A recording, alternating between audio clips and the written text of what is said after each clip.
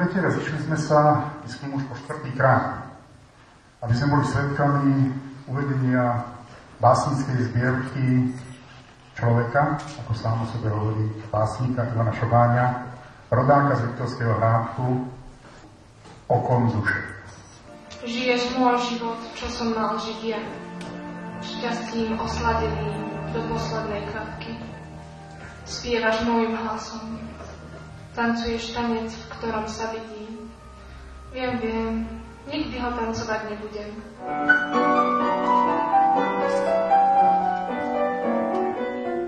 Postretnúť súmrak uprostred cesty, čo piesok seje do plytkej trávy.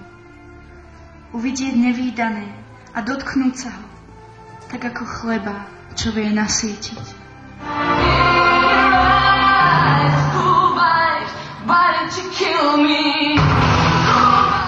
Želám tvojej knihe, všetkým tvojim slovám, všetkému tomu, čo vyšlo z tvojej duše, aby to prinieslo úrodu 100-násobnú. Želám tvojej knihe šťastnú cestu.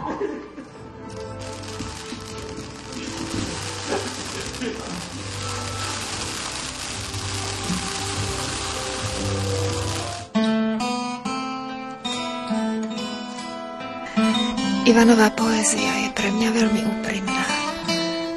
Možno až bezbranná. Je taká čistá a je poctivá.